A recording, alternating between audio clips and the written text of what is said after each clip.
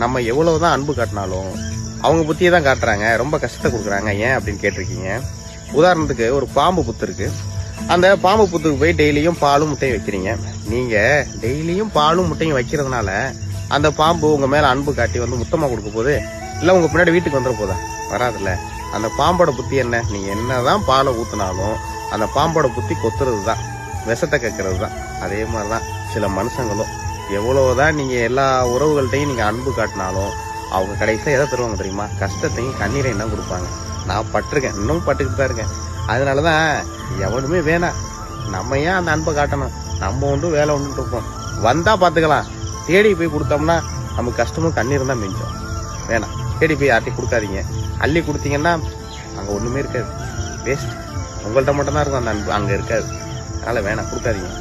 அனுபவத்துல சொல்றேன்.